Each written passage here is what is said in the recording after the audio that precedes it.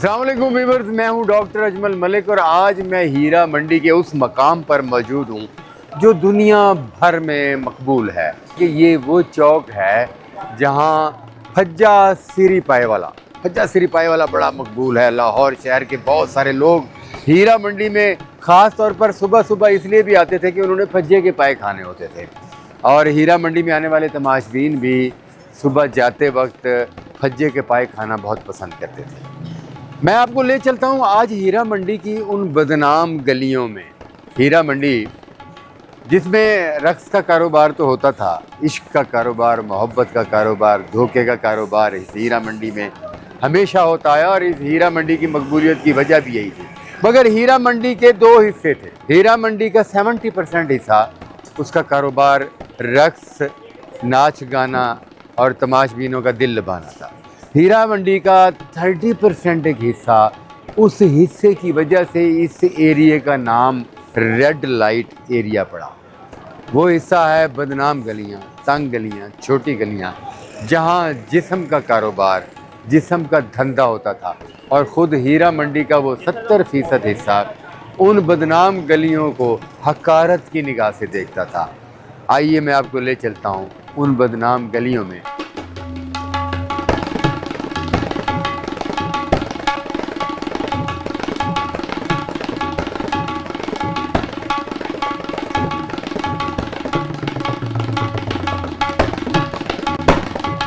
जी viewers, ये वो बदनाम गलियां हैं जहां खामोशी ही खामोशी है, जहां आज से कुछ बरस पहले सिर्फ जिस्मों का धंधा होता था। शाम ढलते ही लोग शराब नोशी करने के बाद इन गलियों में आ जाते और यहाँ पर मौजूद दलाल उन्हें अपने अपने कोठे पर ले जाते और ये जिस्म फरोशी का धंधा यहाँ सारी रात चलता रहता था। ये लोग जिस्म फरोशी के धंधे में इस हद तक इन्वॉल्व हो चुके थे कि यहाँ इन कोठों में जो फैमिलियाँ आबाद हुआ करती थी, यहाँ 1.5-2 मरले में बनाई हुई ये बिल्डिंगें, ये घर, जिन्हें यहाँ की ज़बान में कोठे का नाम दिया जाता है, ये 2-3 कमरों 4 कमरों पर मुश्तमिल ये क्वार्टर नुमा कोठे हुआ करते थे जहाँ पर ये फैमिलियाँ रहती थीं। वहीं पर खाना पकाना चल रहा होता था और वहीं पर ही सो रहे होते थे चारपाइयाँ डालकर। वहीं पर घर की फैमिली आपस में मीटिंग भी कर रही होती थी और उसी घर में एक कमरा धंधे के लिए मखसूस होता था और उसे कहते थे टाइम कमरा। जी हाँ, टाइम कमरे का मतलब ये है कि हर कोठे पर एक टाइम कमरा ऐसा होता था जिसमें टाइम लगाया जाता। ये ज़बान यहाँ हीरा मंडी के लोगों की दी हुई है कि जो गाहक आता था उस गाहक को फांस कर वो उस कमरे में ले जाते थे और जो लड़की वहाँ धंधा करती थी जिस कमरे में, उस कमरे को टाइम कमरा कहा जाता था। और ये टाइम कमरा हर वक्त लगा रहता था क्योंकि हर कोठे पर 3-3, 4-4 लड़कियाँ ऐसी मौजूद होती थीं जो सिर्फ़ धंधा करती थी।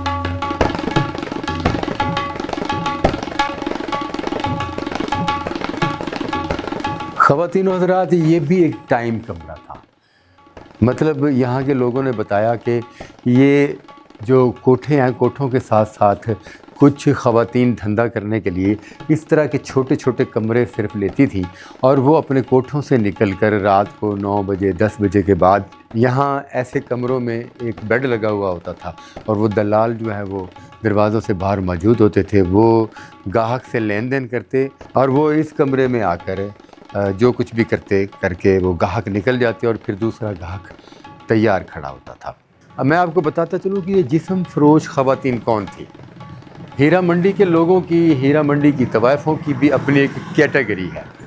कैटेगरी के हवाले से जो लड़कियां बचपन में रक़्स सीखती थीं और जवान होकर अच्छी रकासा बनती थीं कि उनके कोठे पर रक़्स की महफ़िल सजाई जाती थी और बड़े बड़े नवाब, अमीर, मैं पहले भी बता चुका हूँ कि वहाँ आते, उनका रक़्स देखते, उन पर नोट निछावर करते। अच्छा, अब उनमें से कुछ ख़वातीन ऐसी थीं जो रक़्स नहीं जानती थी, जिन पर लाख कोशिश की गई मगर वो रक़्स نہ سیکھ سکی، اور نہ ہی ان کی شکل و صورت کو اس قدر زیادہ خوبصورت تھی لوگ ان کے دیوانے ہو جاتے۔ ان لڑکیوں کو بد نصیب لڑکیاں کہا جاتا تھا، اور وہ بد نصیب لڑکیاں یہاں ٹائم کمرے میں آ کر دھندا کیا کرتی تھی۔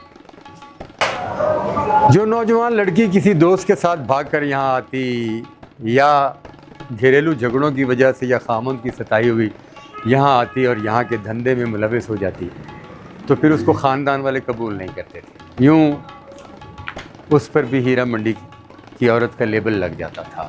ہوتا یہ تھا کہ اس آنے والی لڑکی کو، خاتون کو، عورت کو یہ خوف ہوتا تھا کہ وہ گھر سے بھاگ کر آئی ہے تو اگر گھر واپس گئی تو وہ قتل ہو جائے گی، اسے غیرت کے نام پر قتل کر دیا جائے گا، اور وہ غیرت کے نام سے قتل ہونے کے ڈر سے یہاں ہیرا منڈی کا حصہ بن جاتی اور جسم فروشی شروع کر جاتی۔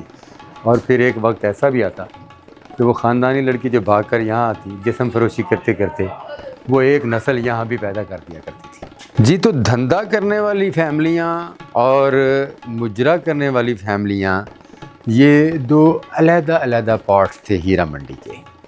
اور دیکھا جائے تو جہاں طوائف ناچتی تھی، رقص کرتی تھی، مجرا کرتی تھی، دھندا تو وہاں بھی ہوتا تھا، مگر ان کے قواعد و ضوابط اور اصول تھے۔ جہاں خوبصورت رقاصہ ہوا کرتی تھی، وہاں پر کوئی بھی رئیس زادہ، نواب، دولت مند شخص اس رقاصہ کو اپنے خرچے پر بٹھا لیتا تھا، یعنی اس کے علاوہ کسی اور کے قریب نہیں جاتی تھی، کیونکہ وہ اس کی زر خرید تھی۔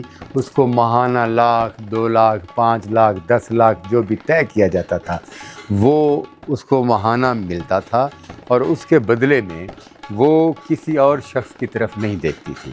تاہم یہ ضرور ہوتا تھا کہ وہ جسمانی تعلق تو صرف اس شخص سے رکھتی تھی جس نے اسے خرچے پر بٹھایا ہوتا تھا، مگر مجرا وہ سب کے سامنے کرتی تھی۔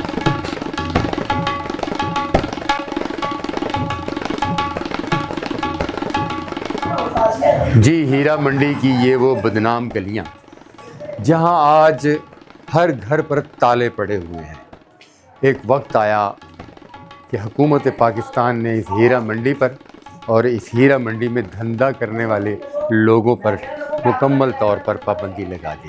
وہ چاہے رقص کرنے والی تھی، چاہے جسم فروش تھی، ان کے ایکٹیویٹیز پر یہاں پابندی لگا دی گئی، اور اس کے بعد آہستہ آہستہ یہ کوٹھے اور یہ کمرے خالی ہونے لگے اور لوگ آہستہ آہستہ یہاں سے چلے گئے۔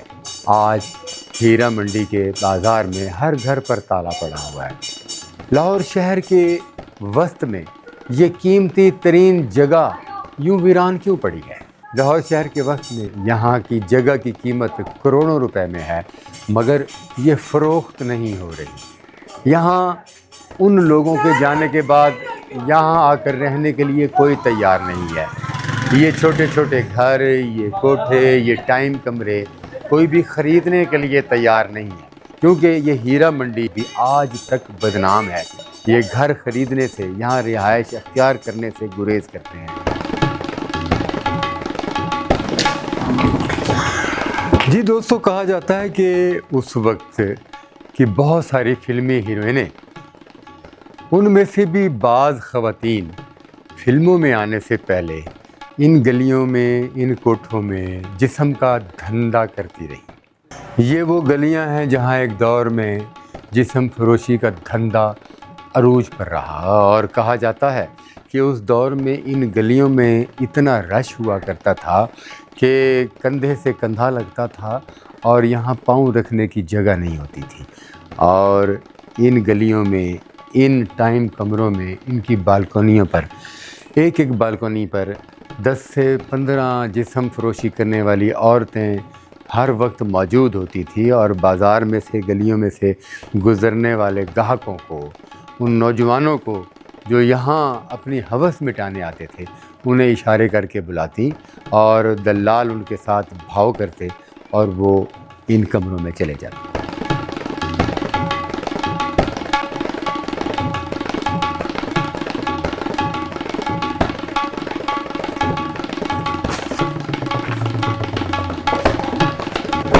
یہ بھی ہیرا منڈی کا ایک خوبصورت کوٹھا تھا۔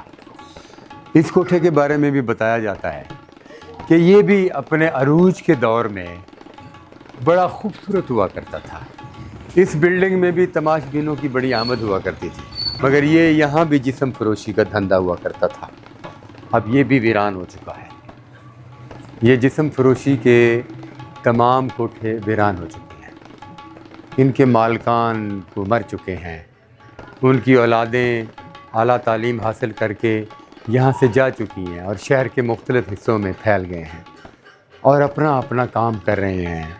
कोई जॉब कर रहा है, कोई बिज़नेस कर रहा है, कोई कारोबार कर रहा है, और वो अब अपनी इन प्रॉपर्टियों की तरफ भी नहीं आते ताकि लोगों को ये पता ना चले कि उनके ख़ानदान का ताल्लुक़ यहाँ से था। इसलिए अब ये बेयारो मददगार कोठे, ये गलियाँ, यहाँ इसका कोई वारिस नहीं है। ये लावारिस हो चुके हैं। अब भी शाम ढलते ही पुलिस यहाँ आती है और यहाँ गलियों में चक्कर लगाती है कि कहीं कोई ऐसा घर, कोई ऐसा कोठा रह ना गया हो जो हुकूमत से आँख चुरा कर यहाँ अपना धंधा कर रहा हो।